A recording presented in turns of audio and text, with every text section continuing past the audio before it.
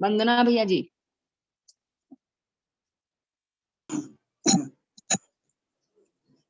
जय बोलो श्री अनंत अनंत सिद्ध परमेष्ठी भगवान की जय। पंडित जी को प्रणाम। सादर जय जिनेन्द्र, सादर जय जिनेन्द्र, सादर जय जिनेन्द्र। भैया जी को वंदना। जय श्री ओम नमः सिद्धेभ्य, जय श्री ओम नमः सिद्धेभ्य, जय श्री ओम नमः सिद्धेभ्य। नमो अरहंताणं, नमो सिद्धाणं, नमो आयिरीयाणं, नमो उवज्जायाणं, नमो लोये सब्बसाहूणं। ते ज्ञान सागर गुरु प्राणचारे, ते पूज्य साधु गण से बुद्ध मुख्य न्यारे। शास्त्रानुसार चलते मुझको चलाते, वंदो उन्हें विनय से सिर को झुकाते, वंदो उन्हें विनय से सिर को झुकाते, वंदो उन्हें विनय से सिर को झुकाते। प्रणमीय शीर्षाण्यं गुणरयण विभूषण महावीरं, संवत्सरयण निलयं पैडी समुचित्तणं बोच्छम। हम सभी भाई बहन हाथ जोड़कर सादर प्रणाम, सादर वंदना निवेदन करके परम आदरणीय ब्रह्मचारी भैया जी साहब से विनम्र प्रार्थना करते हैं कि आप मंगलाचरण और सिद्ध भक्ति, श्रुत भक्ति, आचार्य भक्ति करके हम सबको मंगल आशीर्वाद प्रदान करने की कृपा करें। परम आदरणीय ब्रह्मचारी भैया जी साहब, श्रीमान केसी जैन साहब सीए कोलकाता निवासी, प्लीज रिक्वेस्ट प्रारंभ करने की कृपा करें।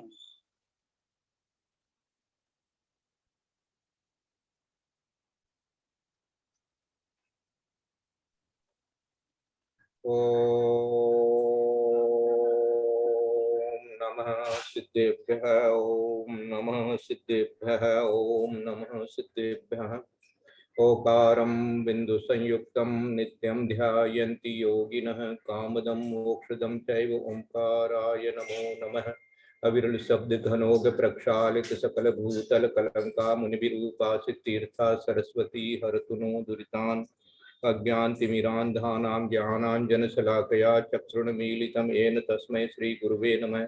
श्री परम गुरुवे नमः। परम्पराचार्य श्री गुरुभ्यो नमः। सकल कलुषमिन्ध्वंसकं श्रेषां परिवर्तकं धर्म संबंधकं भव्य जीवने प्रतिबोधकारकं पुण्यप्रकाशकं पापप्रणाशनम् इदं शास्त्रं श्री गोमटसार कर्मकांड नामधेयम् अस्य मूल ग्रंथ कर्तारः श्री सर्वज्ञ देवास्तदुत्तर ग्रंथ कर्तारः श्री गणधर देवा प्रतिगणधर देवा तेषां वचोनुसार महासाध्य आचार्य नेमि चंद्र सिद्धांत चक्रदेवेन विरस्तम मंगलम भगवान वीरो मंगलम गौतमो गणी मंगलम कुंद कुंदाद्यो जैन धर्मोस्तु मंगलम सर्व मंगल मांगल्यम सर्व कल्याण कारकम सर्वधर्माणां जैनम जयतु शासनम सर्वे श्रोतारः सावधानतया शृण्वन्तु।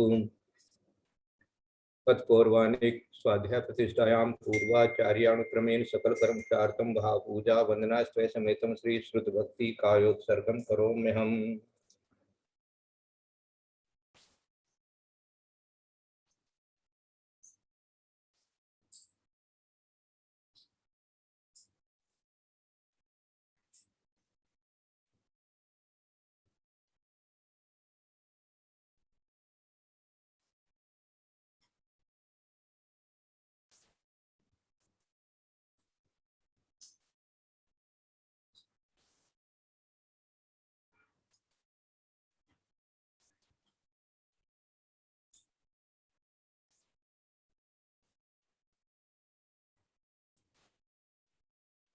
कोटिशतं द्वादशैव कोट्यो लक्षानि शीतिस्त्रैधिकानि च पञ्चाशदष्टो च सहस्रसङ्ख्यामेतच्छतं पञ्चपदं नमः।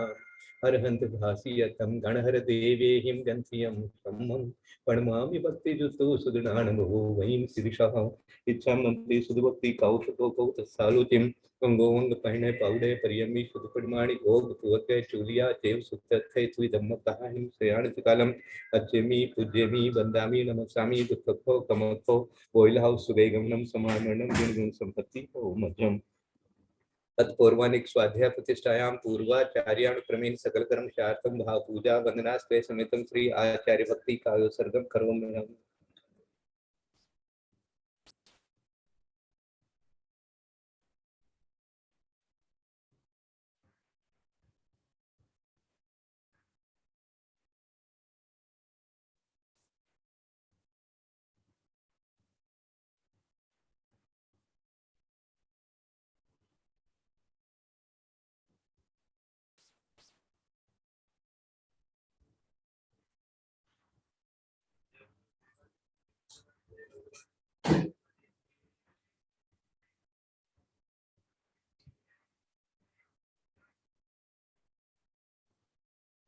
श्रुत जलधि पार्गे वेश्वर मति भावना पटुमति के सुचरित तो दिव्यो नमो गुरुभ्यो गुण गुरुभ्यो 36 गुण सम्मग्गे पंचवी आचार करण संदर से शिष्यानुगे कुशले धम्मारी सदा वंदे गुरु भक्ति संयमेन ये तरन्ति संसार सारम घोरम क्षणति अटकम मज मणमणं न पावन्ति ये नित्यं गतमंत्र होम निर्ता ध्यानाग्निहोत्रा कुलहा षड कर्मा विरता तपो दर्दना साधु क्रिया साधु श्रील प्रावरणा गुण प्रयाणार्थ चंद्रार्थ ज्योतिका मोक्ष द्वार कपाट पाटन बटा प्रेम सुनाम साधु गुरु पांतो नित्यम ज्ञान दर्शन नायका चारित्राणम तमीरा मोक्ष मार्ग उपदेश इच्छामंते आर्यभक्ति कौशको को तत्सालोक्यम सम्मोहन सम्मोहन सम्मचरित्रदानं पंचव्याचारणं आरणं आराधि सुदनानं उपदेशानं वज्ञानं तीरेण गुणपानं ज्ञानं शब्दसानं सेयानिचकालम अध्येमि पूज्येमि वंदामि नमस्सामि दुःखको कमको बोलाव सुगैगमनं समामरणं गुणगुण संपत्ति को मध्यम।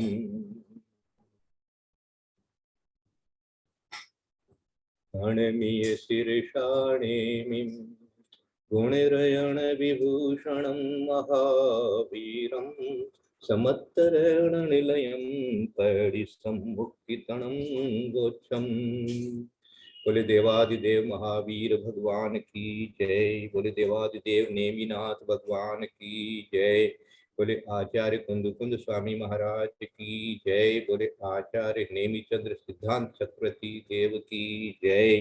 बोले आचार्य गुरुवर विद्यासागर महाराज की जय। बोले आचार्य गुरुवर वर्धमान सागर महाराज की जय। सरस्वती नमस्तुभ्यं वरदे कामरूपिणी विद्यारंभं करिष्यामि सिद्धिर्भवतु मे सदा। बोले द्वादशांग दिनवाणी माता की जय।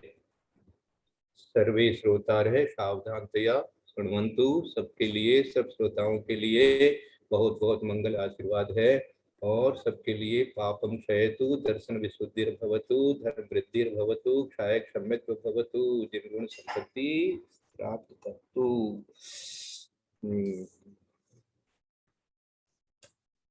अब जिनको गाथा बोलनी है वो अपना अनम्यूट करके मंगलाचरण से लेकर के 3 नंबर तक की गाथा बोल सकते हैं। कोई भी बोल सकते हैं। हाँ हाँ बोलिए बोलिए। प्रणम्य शिरसानेमिं गुणरयण विभूषणं महावीरं सम्मत्तरण निलयं परिसमुक्तितनं गोच्छम्। पयडि शीलसाहो जीवं काणं अनायिसं बन्धो कणयो वले मलम्बा ताणतित्तं स्वयं सिद्धं बन्धं पडिये यत्तं लक्कण दो हवै तस्सनानत्तं तमहामुक्ति भावो नेयन्तो हि जीवस्स देवोदयेन सह्यो जीवो हारधिकं लोकम् पडि समयं सफंगं तत्ताय सपिंड उपजनम।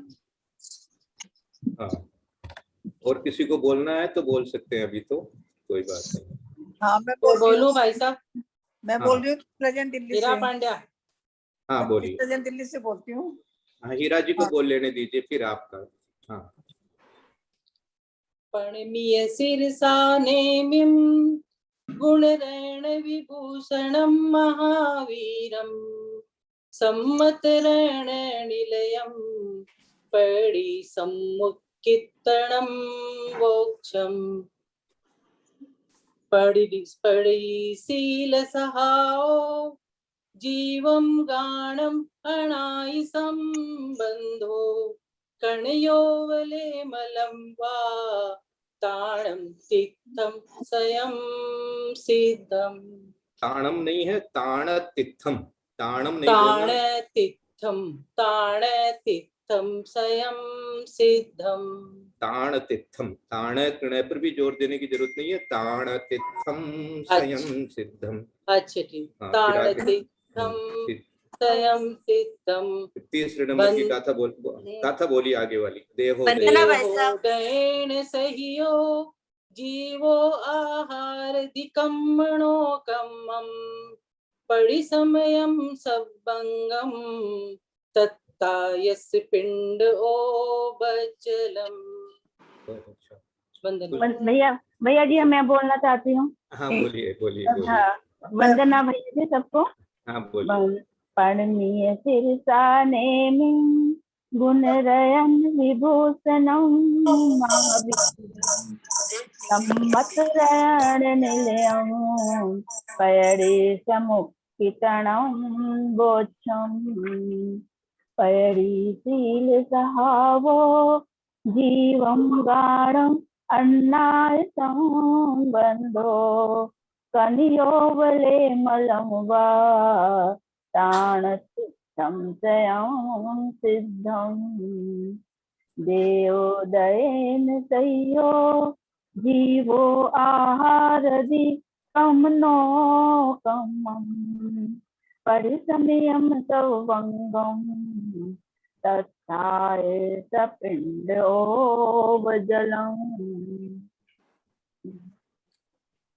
ठीक है, कुसुम जी शायद बाहर जा रहे हैं इसलिए। वंदना भाई साहब। ये बोलिए बोलिए जल्दी बोलिए। कौन सी गाथा बोलनी है? पहली, दूसरी, तीसरी। अच्छा सारी बोलनी है। अच्छा तीन गाथा बस कोई। हाँ वंदना भाई साहब बोलते भागते भागते भी देरी हो जाती है हम लोग को।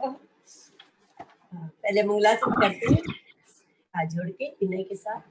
पणमीय सिरसाणे मिं गुणरयण विभूषणं महावीरं सम्मतरायण निडयं पैडिसमुखित्तणं मोक्षं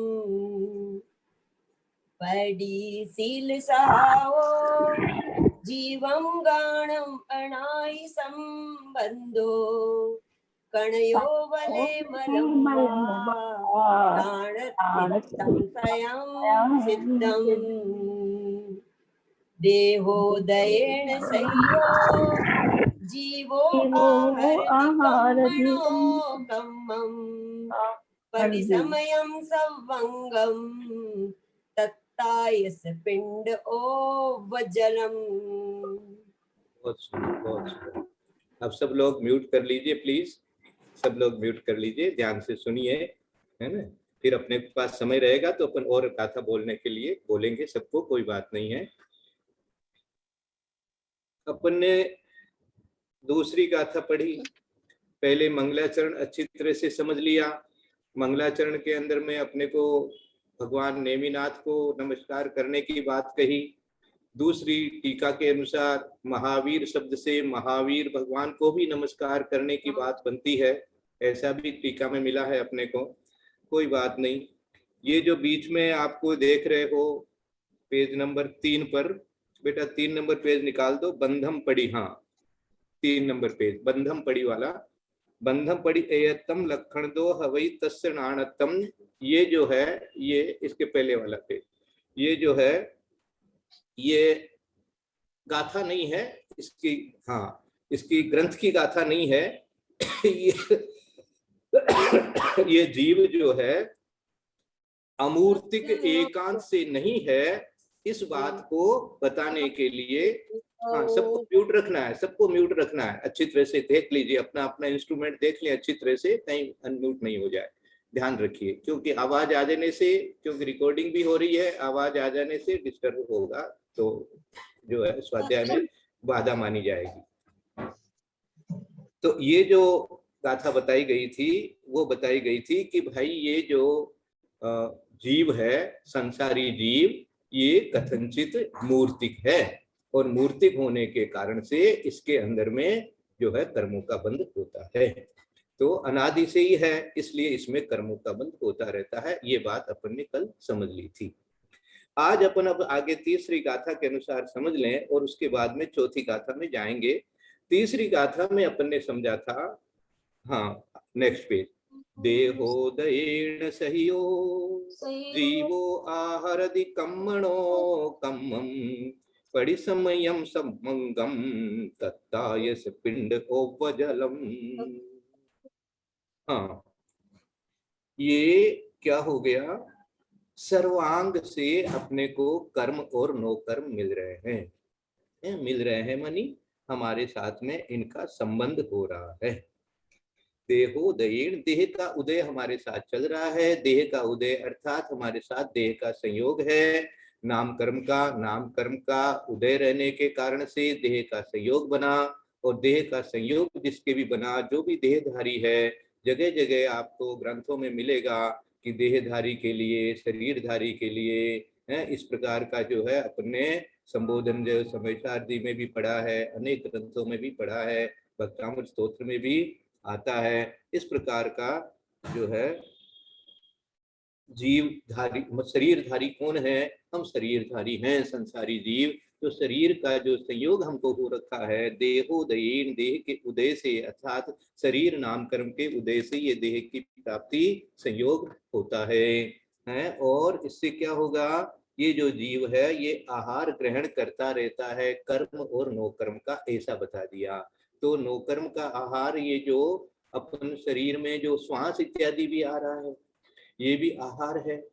देखो श्वास आ रहा है, शरीर आपका ऐसा का ऐसा बना हुआ है, तो शरीर में जो परमाणु आ रहे हैं ये भी एक तरह से आहार है ना। तो एक आप तत्वार सूत्र में सबने पढ़ा होगा, अनाहार कह है, 3 मोड़े तक अनाहार रहता है, तो उस समय तो कर्म ग्रहण नहीं होता है, ये नो कर्म ग्रहण नहीं होता है। बाकी समय में इसके निरंतर नो कर्म भी ग्रहण होता रहता है। अभी दीदी हैं, ललिता जी हैं, ललिता जी आज आई हैं, कल बोल रहे थे वो नो कर्म के बारे में कुछ समझा देना चाहते थे, कोई बात नहीं। कल मैंने कृष्णा जैन ने पूछा था दिल्ली से, नो कर्म के बारे में मैंने पूछा था कृष्णा जैन ने दिल्ली से जी। हाँ, मैं बैठी हूँ, मैं बता दीजिए। हाँ नहीं, आपको कुछ बताना है उसमें से? हाँ, आपने ये बताया था ना कि नो कर्म के बारे में, कि जो हाँ। मैं मेरा मानता हूँ, मेरा है, वो सब नो कर्म है। तो हाँ, मैं, अगर ये नो कर्म है तो मोहिनी कर्म हुआ ना, ये तो मतलब मेरा अपना मानना तो मोहिनी कर्म हुआ, तो ये नो कर्म कैसे हुआ, ये मैं पूछ रही थी। ये नो कर्म, ये मेरा मानना जो है, ये तो मोहिनी कर्म के कारण से हुआ, ये तो कर्म के कारण से हुआ। लेकिन जो आपके चारों ओर है, जो आपके चारों ओर है, उसी में तो आपका गया ना मेरापना। तो इसलिए वो जो जिस निमित्त से आपके जो ये भाव आया, तो वो जो वस्तु है वो नो कर्म कहलाती है, ऐसा कहना चाहते हैं आपके लिए। जैसे आपने शरीर मेरा माना, तो शरीर मेरा कैसे माना? वंदना, हाँ आप आ गए, भाई हाँ आप आ गए, हाँ आप इसे आपको ही खोज रहे थे। शुरू से बैठी हूँ भाई साहब, फिर अच्छा। अभी गलत विवेचन हो रहा था, इसलिए मैं बोल रही हूँ बीच में। हाँ बोलिए। नो कर्म वर्गना अगर हम मेरा मान के ग्रहण करेंगे तो इसमें क्या बाधा आएगी? 13वें गुण स्थानवर्ती जो केवली भगवान है, वो निरंतर अत्यंत शुभ नो कर्म वर्गनाओं को ग्रहण कर रहे हैं। फिर यहाँ ये मेरापन नहीं घटेगा, यहाँ मेरापन की कोई बात नहीं है। एकांत से नहीं है, एकांत से नहीं है, ये संसारी अवस्था की अपेक्षा से हमारे जो भी हमारी बाहरी वस्तुएं हैं, उनकी अपेक्षा से वो कथन कहा गया था। आप जिस अपेक्षा से करें वो अपेक्षा से ठीक है। हाँ, क्योंकि नो कर्म वर्गनाओं के सहारे ही ये शरीर, वहां पर आहार केवल आहार तो है नहीं, वहाँ नो कर्म वर्गनाओं के ग्रहण से ही शरीर टिका हुआ है। इस पर जब ये पूछा गया कि आप नो कर्म वर्गनाओं से ही कहते हो, तो ये बचपन जवानी बुढ़ापे में, तो वहां पर यह कहा गया कि बचपन में नो कर्म वर्गनाओं को बहुत तेजी से ग्रहण किया जाता है, छोड़ा जाता है कम कम। जवानी में छोड़ा जाता है और ये लिया भी जाता बराबर। बुढ़ापे में नो कर्म वर्गना ग्रहण करने की शक्ति कम हो जाती है, इसलिए और छूटता ज्यादा तेजी से है, इसलिए वो शरीर कमजोर पड़ता जाता है। ये सारी क्रिया स्वतः होती है, हमारे कोई मन वचन काया की क्रिया से नहीं। नो कर्म वर्गनाएं अपने आप जिस तरह से कारमान वर्गनाएं विश्रोपचय बन के खड़ी हैं आठों कर्म के परमाणु पर, उसी तरह से नो कर्म वर्गनाएं भी वहां पर विश्रोपचय रूप से पड़ी हुई हैं, जो कि निरंतर ग्रहण होती रहती। कर्म वर्गना, नो कर्म वर्गना, इस तरह का दोनों वर्गनाओं के बारे में कर्मकांड योग में आया है। अपने आगे आना चाहिए, इसी में आगे आना चाहिए अपने को। ऐसा मुझे मेरा अपना ऐसा स्वाध्याय किया हुआ है। सही इसमें है। कुछ गलत हो तो आप सुधार करें। ये सही है, ये सही है, ये सही है। और ये नो कर्म जो अरहंत अवस्था में जो नो कर्म वर्गणाएं हैं, वो बात भी आपकी सही है। यहाँ जिस उल्लेख से अपन कह रहे हैं कि हमारे साथ में ये जो नो कर्म क्या है, नो कर्म से बचो इत्यादि जो कथन कहा जाता है, तो वो इससे अब आपको बोलना नहीं है, सुनना है पहले पूरा। तो जिस प्रकृति का जो उदय फल रूप कार्य है, तिस कार्य को जो बाह्य वस्तु कारणभूत हो, सो वस्तु तिस प्रकृति का नो कर्म द्रव्य जानना। ये नो कर्म द्रव्य के बारे में ऐसा कथन बनता है। जो बाहर की वस्तुओं को जो अपन नो कर्म कहते हैं कि वे शरीर आदि जो नो कर्म आदि शब्द लगा करके बताया जाता है, तो यह ऐसा दिया गया है। और क्या दिया गया है, जैसे द्रव्य निक्षेप कर्म का जो एक भेद जो नो कर्म तद व्यतिरिक्त है, उसी को यहाँ नो कर्म शब्द से समझना। और जिस प्रकृति के फल देने में जो निमित्त कारण हो, सहायता करता हो, वही उस प्रकृति का नो कर्म जानना। ज्ञाना वर्णादि 8 मूल प्रकृतियों के नो कर्म द्रव्य कर्म क्रम से वस्तु के चारों तरफ लगा हुआ कनात का कपड़ा, द्वारपाल, शहद लपेटी तलवार की धार, शराब, अन्नादि आहार, शरीर, प्रशस्त अप्रशस्त शरीर और भंडारी, ये 8 जानना। इसी तरह से प्रत्येक कर्म के अपने अपने नो कर्म बताए गए हैं। जैसे साता वेदनीय या वेदनीय कर्म के साता वेदनीय तथा असाता वेदनीय का नो कर्म क्रम से अपने को रुचने वाली तथा अपने को न रुचने वाली भोग उपभोग की वस्तुएं जानना। इस प्रकार से ये नो कर्म जो है, ये अपने को जो कर्म के उदय से जो नो कर्म बाहर में हमारा जितना भी समागम है, उसको यहाँ नो कर्म समझाया जाता है। और जो नो कर्म वर्गणा ग्रहण करने की जो बात है जो आपने बताई, वो एकदम सही है कि भाई ऐसे ऐसे औदारिक शरीर में हमारे ये वर्गणाएं आती रहती हैं। जैसे कर्म वर्गणाएं आती रहती हैं, ऐसे ही नो कर्म वर्गणाएं भी आती रहती है। और अरहंत अवस्था में भी नो कर्म वर्गणा आती है, जबकि वहां पर मेरापना नहीं है। तो मेरापना नहीं है, तो इसलिए वो जो बाहरी वस्तुएं हैं वो उनके लिए नो कर्म भी नहीं बनती है। समोसरण आदि उनके लिए नो कर्म नहीं बनती है। और अपने कर्म का उदय, जैसे अभी अपन ने बताया, रुचने वाली वस्तु, अरुचने वाली वस्तु, ये हमारे लिए नो कर्म बन जाती है। ऐसा इसका स्पष्टीकरण बनता है। इस पर कुछ और आपको बताना हो तो बता सकते हैं, फिर अपन आगे बढ़ते हैं। हो गया? ललिता जी कुछ बोलेंगे और? ठीक है, आगे चलें। अब ये देखो, नो कर्म के माध्यम से ये नो कर्म ग्रहण और नो कर्म ग्रहण और कर्म ग्रहण कैसे होता है, इस पर थोड़ा चिंतन करो। ये क्या दिया गया है, ये जीव औदारिक आदि शरीर नाम कर्म के उदय से योग सहित होकर, योग सहित मानी अब मन से भी ग्रहण कर रहे हो, वचन से भी ग्रहण कर रहे हो और शरीर से भी ग्रहण कर रहे हो। प्रति समय, अब कोई समय भी आपका, चाहे नींद में हो, चाहे खाना पीना कर रहे हो, चाहे से भगवान की भक्ति कर रही हो, चाहे आप ध्यान लगा रहे हो, प्रति समय कर्म नो कर्म वर्गणा को सर्वांग से ग्रहण करता है। जैसे तपाया हुआ लोहे का गोला सर्वांग से जल को ग्रहण करता है। ये नो कर्म वर्गणाएं कहाँ से आ रही है, कर्म वर्गणाएं कहाँ से आ रही है, तो ये विश्रोपचय वाली बात तो अपन समझेंगे ही समझेंगे। लेकिन अब ये सोचो कि ये कहाँ से आ रहा है। जो मैंने तो थोड़ा सा इस तरह से इशारा किया था कि जिसको तुम मेरा समझने लग जाएगा उसी संबंधी तेरे अंदर में जो है कर्म बंधने लग जाएंगे, उसी संबंधी, ऐसा विचार करो। ये जो नो कर्म से बचो, नो कर्म से बचो, नो कर्म से बचो, ये जो कहना चाहते हैं इसका आशय समझो कि आप जो जैसे लोहे का जो गोला है गरम, उसको पानी में डाल दिया तो चारों ओर से वो पानी को सोखता है, चारों ओर से सोखता है। अब आप कहाँ बैठे हो, जहां बैठे हो चारों तरफ से आपके पास में क्या आ रहा है, बस यही आ रहा है। आप जिधर नजर डोलाओगे, जिधर आपका उपयोग चला जाएगा, उसी संबंधी आपके कर्म वर्गना आ जाएगी। यही है, यही है।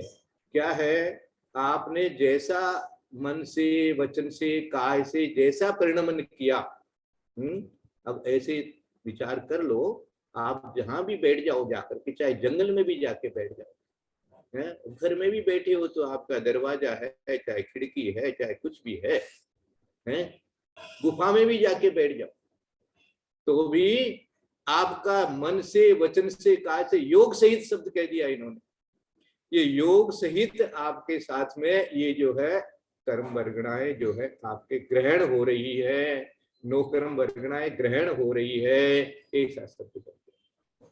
अब कितना सावधान रहना पड़ेगा साहब, आपको ऐसे सावधान रहना पड़ेगा, ऐसी गुफा में आना पड़ेगा, ऐसी गुफा में आना पड़ेगा जहां पर आपका मन शांत हो जाए। अब मन जहां यदि चला गया तो आप चाहे स्थान शरीर से, चाहे गुफा में बैठे हैं, शरीर से आप कहीं भी मंदिर में भी बैठे हैं, परंतु आपके तो उस मन रूप से वो सारी वर्गणाएं आपके ग्रहण हो रही है, आप जो बोल रहे हैं वचन रूप से ग्रहण हो रही है, और इसी तरह से शरीर से। ऐसा विचार लगाना कि ये जो लोहे के तपते हुए लोहे के गोले का उदाहरण समझ करके, जैसे अपन ने मूर्तिक अमूर्तिक में उदाहरण समझा था, ऐसे यहाँ भी ये उदाहरण समझना कि भाई हे जीव, चारों ओर से तेरे अंदर में कर्म नो कर्म है ना। जो अपन संसार दर्शन का जो चित्र देखते हैं उसमें क्या देखते हैं, कि पेड़ पर लटक गया और नीचे चारों गतियों में जा सकता है, बीच में अजगर भी है, निगोद भी है और ऊपर से चूहा काट रहा है, शुभ अशुभ क्या है जो भी है उदाहरण से बताया जा रहा है, और चारों तरफ जो मुंह मक्खी का छत्ता लगा हुआ, वो मक्खियां भी चारों तरफ से काट रही है। ध्यान दिया उस पर, ये कौन सी है भाई ये जो मधुमक्खियां उस छाते पर लगी है और वो उड़ करके और तुमको काट रही है, चारों ओर से आ रही है, उड़ रही है। ये तो कर्म वर्गणाएं है। यद्यपि विश्रोपचय वाली तो सिद्धांत सही है, लेकिन आया कैसे, अपने मन वचन काय के कारण से आ रहा है। तो ये चारों ओर से जो मधुमक्खियों का जो संसार दर्शन में दिखाया जाता है, वो कौन है मधुमक्खियां, ये सारे परिवार, ये सारे सगे संबंधी, ये मित्र, ये जितना आपने मोबाइल में बना करके रखा है दोस्ती, वो सारी मधुमक्खियां है, वो आपको काटती है और आपका उपयोग उधर जाता है। इस नो कर्म के बारे में इस तरह से चिंतन करना और क्या करना,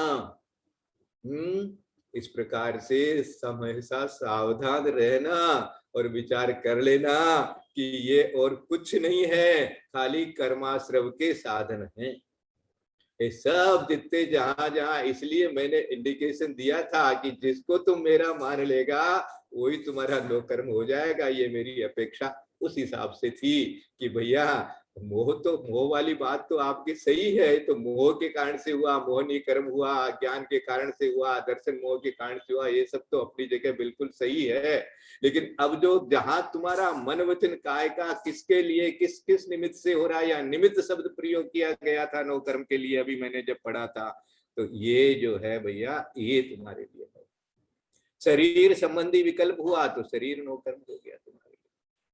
ये इस प्रकार की बात बताई जा रही है, इसलिए अपने को सावधान रहना है, अपने उपयोग को समेटना है, अपनी आत्मा में लाना है। इसलिए ये बात समझाई जा रही है, क्योंकि अपन तो कर्म सिद्धांत समझ करके खाली परिभाषा समझना तो हमारा उद्देश्य पूरा नहीं होता है। उससे हमको सही सही परिभाषा भी समझना, उसका आशय भी समझना, और अपने में क्या करना है ऐसा भी ज्ञान बना लेना।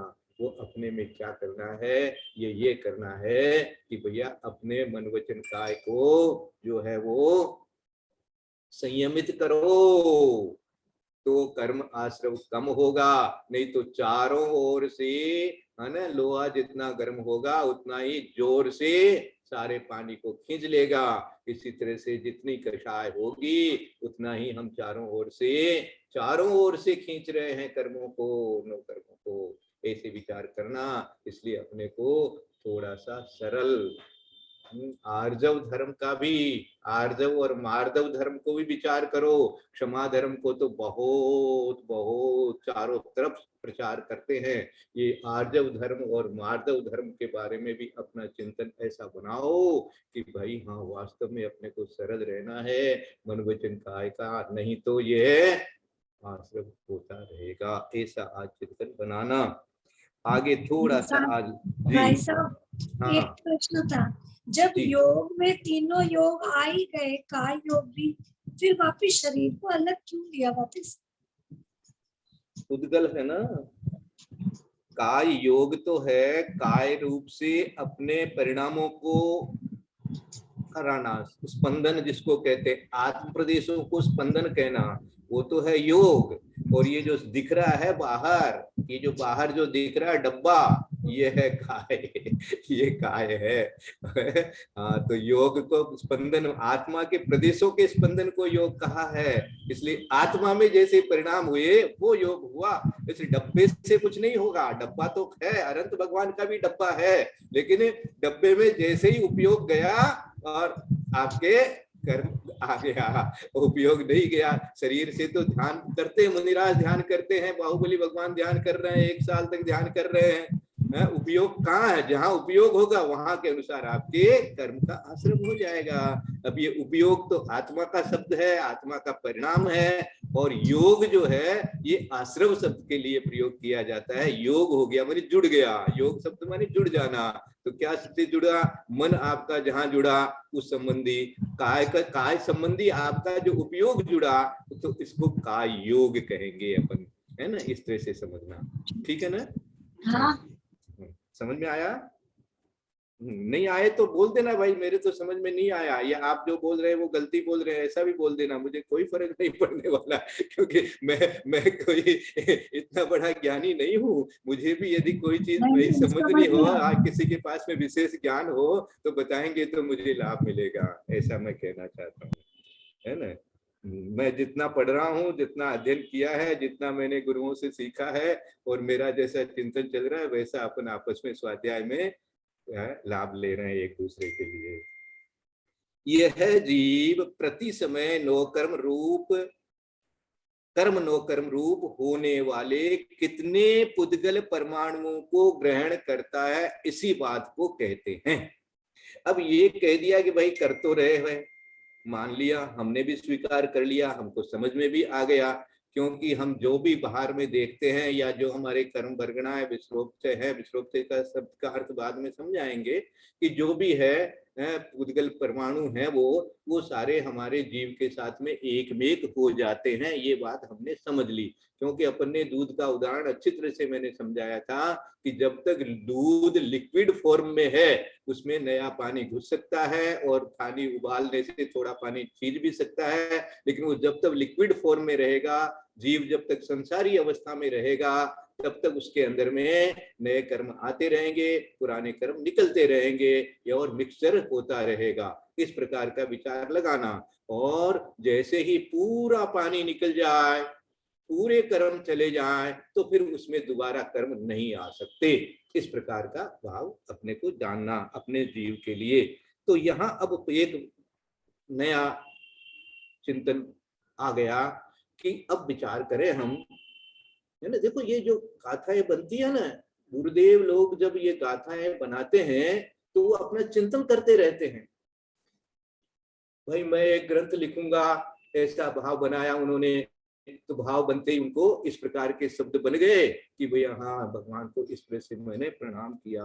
फिर उसके अंदर में उनके भाव बन गए कि अच्छा हम समझाएं तो सही, प्रकृति के बारे में तो कह रहे हैं लेकिन ये प्रकृति क्या है, तो उन्होंने ये शब्द बना दिए। फिर उसके बाद में उनको समझ में आया कि भाई हाँ ये कर्म कैसे आ जाता है, तो बोला ऐसे आ जाता है, ऐसा उदाहरण ज्ञान में आया और ऐसी गाथा बन गई। अब उनके ज्ञान में ऐसा आ रहा है कि अच्छा ठीक है, तो ये कितने कर्म आ जाते हैं। ऐसा ही कोई पूछ लेगा मुझे तो मैं क्या जवाब दूंगा, या मुझे भी जानना पड़ जाए कि भैया मुझे विचार तो करना चाहिए कि कितने कर्म आ रहे होंगे एक समय में, प्रति समय कितने कितने कर्म आ रहे होंगे। जरा ये भी अपन चिंतन करें, विचार करें, या जो अपने को दिनवाणी से मिला है, दिव्य ध्वनि से मिला है, उसके बारे में आज विचार करके सोचें कि क्या कहा है। सिद्धाणंतिम भागम अभव्य सिद्धादनंत गुणमेव समयपबद्धं बंधति जोगवसादो दुविसरित्थम। अब कोई ये गाथा बोलना चाहे तो बोल सकते हैं। मैं बोल रही हूँ भाई साहब। हाँ बोलिए दीदी। सिद्धाणंतिम भागम अभव्य सिद्धादनंत गुणमेव समयपबद्धं बंधति जोगवसादो द्विसरित्थम। और कोई? मैं बोलूं? मैं बोलूं भाई साहब? हीरा पांड्या। हाँ हीरा दीदी बोलो। सिद्धाणंतिम भागम अभव्य सिद्धादनंत गुणमेव समयपबद्धं बंधति जोगवसादो द्विसरित्थम। मैं बोलूं भाई साहब? हाँ बोलिए। मैं बोलूं? सिद्धाणंतिम भागम अभव्य सिद्धादनंत गुणमेव समयपबद्धं बंधति जोगवसादो द्विसरित्थम। भैया जी मैं भी बोलना चाहती हूँ। हाँ बोलिए कोई बात नहीं। सिद्धाणंतिम भागम अभव्य सिद्धादनंत गुणमेव समयपबद्धं बंधति जोगवसादो द्विसरित्थम। मैं बोलूं? मैं बोल रही हूँ भाई साहब। एक एक करके बोलिए, कोई जल्दी नहीं है। हाँ। सिद्धाणंतिम भागम अभव्य सिद्धादनंत गुणमेव समयपबद्धं बंधति जोगवसादो द्विसरित्थम। मैं बोलूं? हाँ एक करके बोली। अंतिम भागम अभव्य सिद्धादनंत गुणमेव समयपबद्धं बंधति जोगवसादो द्विसरित्थम। सिद्धाणंतिम भागम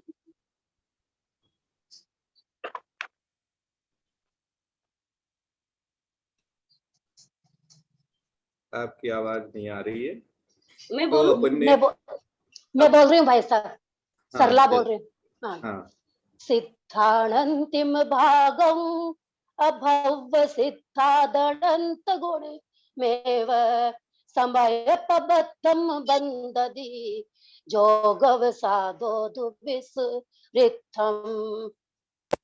सिद्धाणंतिम भागम अभव्य सिद्धादनंत गुणमेव समयपबद्धं बंधति जोगवसादो द्विसरित्थम। सिद्धाणंतिम भागम अभव्य सिद्धादनंत गुणमेव समय पवद्दम बंधदी जोग वसादो दुविसरितम।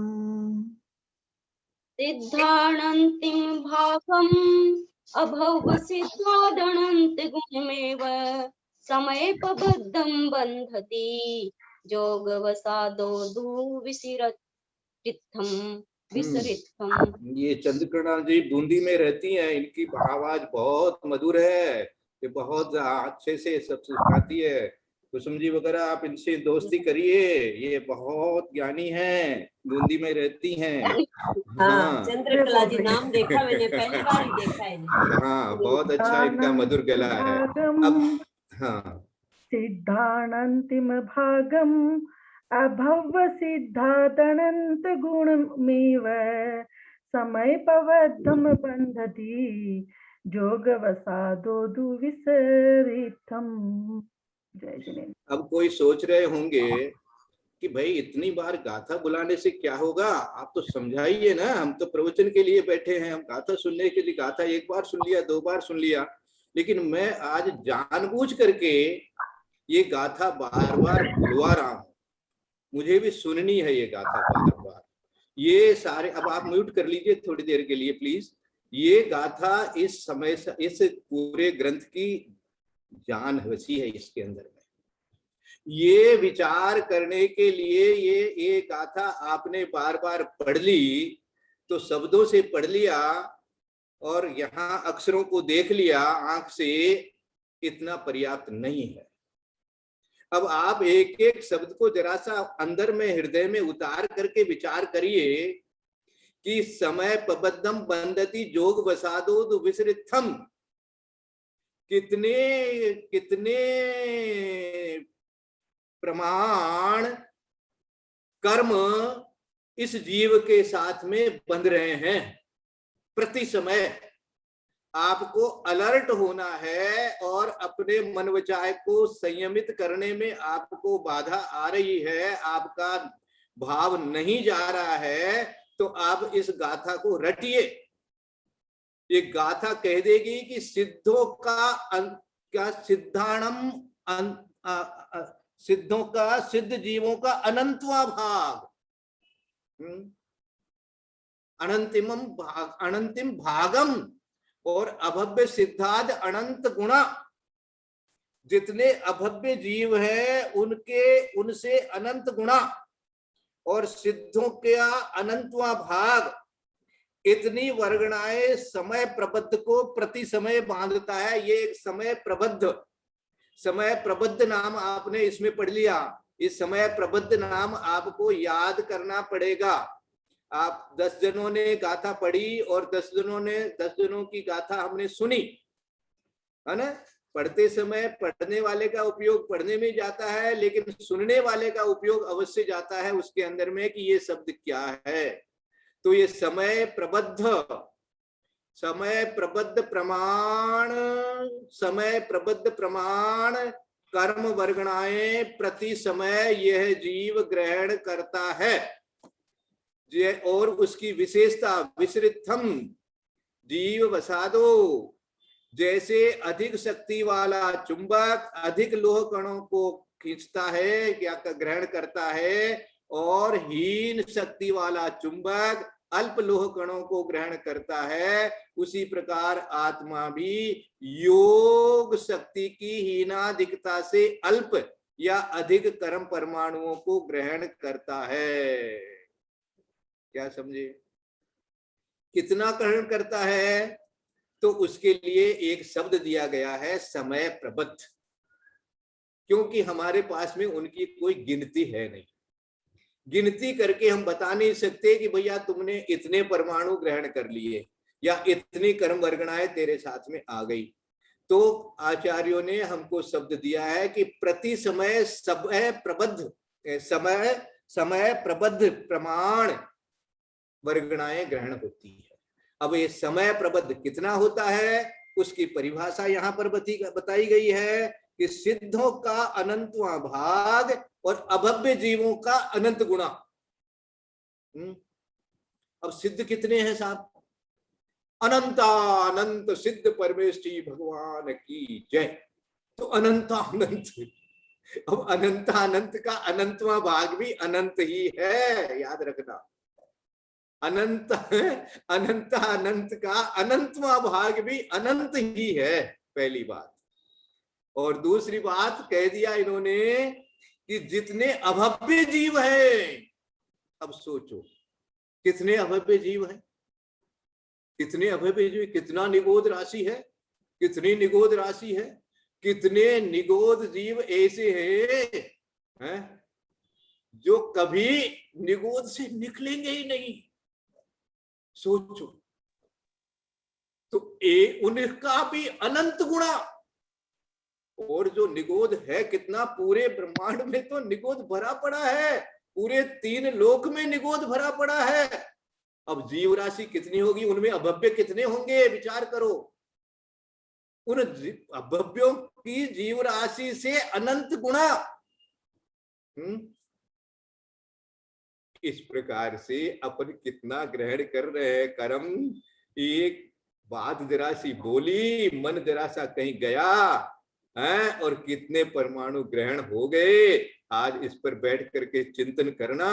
बार बार आपने ये गाथा पढ़ी है तो इस गाथा को मनन करना, और अब कर्मों से क्यों डरना है, इस बात को अपने हृदय में स्वीकार कर लेना कि भैया हो, ये क्या हो रहा है, ये क्या हो रहा है, मैं क्या कर रहा हूँ, एक पैर उठा करके रख रहा हूँ, उसमें कितने समय बीत गए और उतने समयों में कितने कर्म राशि मेरे साथ में आ गए। ऐसा विचार आप करने लगो तो अब कर्मों से आपको बचने के लिए अपने आप ही आपका अपना ही ज्ञान आपको कहेगा कि भैया बहुत हो गई, बहुत हो गया, बहुत हो गया, अब मुझे अपने में रहने दो। आज मैं इतना सा ही इस गाथा का चिंतन आप सबके लिए छोड़ देता हूँ, समय भी हो गया है, इसलिए यदर्थ मात्रा पदिवाक्यहीनम मया प्रमादादि किंचनोक्तम तन्मे क्षमित्वा विदधातु देवी सरस्वती केवल बोध लब्धिम। बोधि समाधि परिणाम शुद्धि स्वात्मोपलब्धि शिव शोक सिद्धि चिंतामणिं चिंतित वस्तु दाने त्वां वन्दमानस्य ममास्तु देवी। या वाणी के ज्ञानते सुजे लोकालोक सोवाणी मस्तक नमो सदा दे तुम भोग। हे जिनवाणी भारती तोय तत्पुंद्र जो तेरा शरणा गए सो पावे सुख चैन। देव भजो अरहत को गुरु से हो निर्ग्रंथ दया धर्म पालु सदा यही मोक्ष का पंथ बोले द्वादशांग जिनवाणी माता की जय। नौगान नमोकार मंत्र का जाप करें सबको। वंदना वंदना क्या कर रहे हैं यार।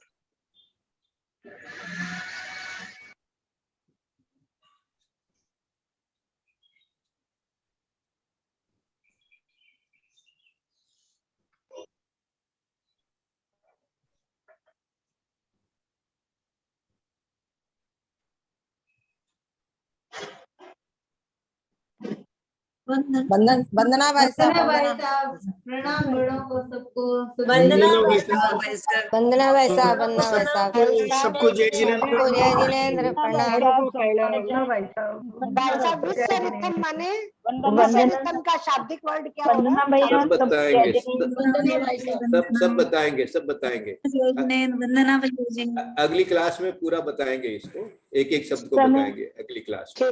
हमें आज आपको खाली बताइए, आज आपको चिंतन करने के लिए दे दिया कि कितने कर्म आपके साथ बंध रहे हैं, इस पर पहले विचार कर लो, फिर ये सारी विशेषता जो है इसमें से मैं आपको सब समझाऊंगा एक एक। भैया जी एक बात है जी, एक चीज अध्ययन कर रहे हैं, आपकी बात श्रवण करके उतार रहे हैं, इसमें कौन सी कंद की वर्णना आई है हमारे पास, ये जानना चाहता हूँ। केवली भगवान को पूछ के आओ। विदेश क्षेत्र में बैठे जल्दी से ऐसी रिद्धि प्राप्त करो, भगवान आपको ऐसी रिद्धि दे देवे कि आप रिद्धि के मद से विदेश क्षेत्र में चले जाओ और जाकर के और भगवान से पूछ करके आ जाओ और हमको भी बता दो। मेरे तो रोम रोम खेल रहे हैं आपके पूरे रोम खेल रहे हैं।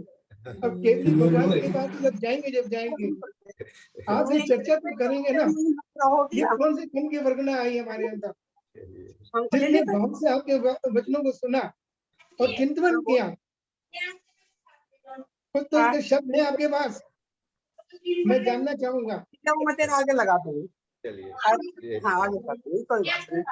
देख ऐसा है, वैसे जो है ना वैसे जो है ना, देख तेरे 1100 रुपए बैठते हैं, 1121 रुपए अपने आप ऐसे हो जाता चलते तो आके ये तो कैसे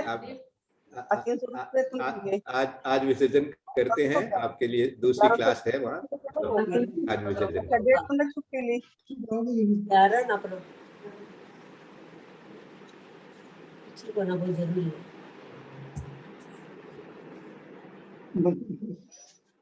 मैं मीटिंग एंड कर रही हूँ फिर। हाँ लगेगी 50 भूल गई।